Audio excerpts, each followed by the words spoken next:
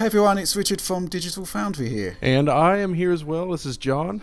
And today we're taking a look at the highly controversial PC version of Quantum Break, and we are doing some analysis here, benchmarking at 1080p on maximum settings, everything ramped up to Ultra. And, well, let's take a look at the differential here. Yeah, this is definitely another DX12 game where we're seeing AMD pull ahead, and perhaps more so than ever before. There's a nice, what looks like a 20 frame advantage, 1520 or so. I think, in this like-for-like footage, we're seeing a 50% performance advantage in favour of AMD here, which is absolutely remarkable. I can't really recall the last time I've seen a gap that large. And I think the thing that's kind of more concerning from my perspective is if you look at the frame time, the green line there, GTX 970, there are some really annoying dips down, way down to sort of 50, 60, 70 milliseconds. AMD, sort of 16, 33 milliseconds there. Yeah, it's not completely fluid on either machine really, but we're seeing smoother overall frame times on the AMD card there, or at least higher in general. None of the spikes under 33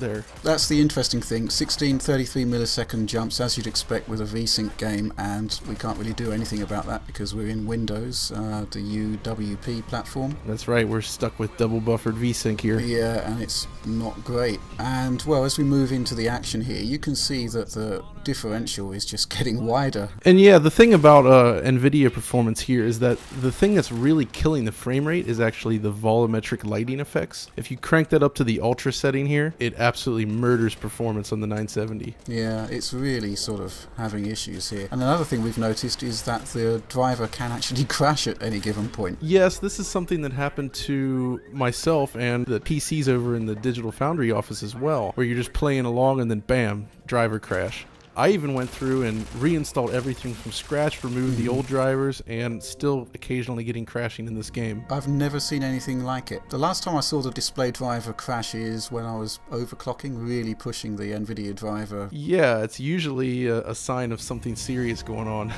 Real concerns here, especially since this is a game-ready driver that Nvidia have provided here. That's right. And one thing which I would like to highlight, which I'm really happy about, is that AMD actually provided a day one driver for this title, and one of my big bugbears with AMD over the last few months has been the lack of those day one updates, which has resulted in some issues on titles like Fallout 4 and Just Cause. But recently they've really got their act together, and this is probably the best example yet of how that is paying off for them. Yeah, they definitely seem to be on an upswing here between DirectX 12 stuff and getting driver updates out on day one. It's looking pretty good. Okay, so what you're looking at now is actually the cutscenes in the game. Now, Quantum Break PC does have the ability to unlock the frame rate, but the cutscenes, they're kind of locked at 30 anyway. Yeah, I think that's probably a decision made to help the game gel better with the pre-rendered cutscenes that are used, perhaps? Possibly, and it may well be the case that the actual motion capture data is 30 hertz. Oh, right. That's also true. But whatever the reason, as you can see, it's capped at 30 frames per second in cutscenes, and it's not completely smooth, is it? No, it's not great, and what's happening there is a lack of frame pacing. So 30 FPS, every frame should be delivered in a 33 millisecond pacing interval, but instead we're getting frames delivered at 16, 33, 50, and this is kind of like a long-standing bugbear that we have with PC titles. Ideally, you could use something like the Nvidia half-rate adaptive VSync option to force frame pacing. Exactly. And you can't do that with the Windows platform at the moment, which is extremely frustrating.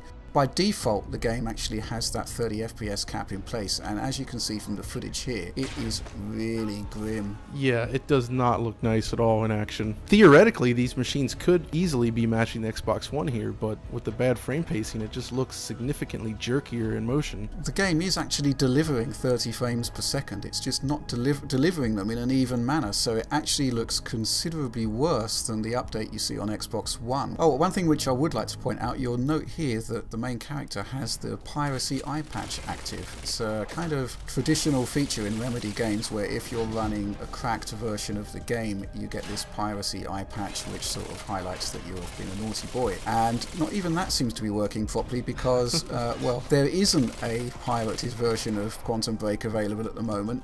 We are literally just running this game offline and we're still getting shamed for it, which I kind of find slightly objectionable. Yeah, which in our case is particularly particularly strange because we needed to test the game on the Xbox One as well at the same time. And I, for one, actually purchased the game for myself on launch day. So I was using my own copy of the game, but I logged into the same profile we were using on the PC in order to keep the save games in effect.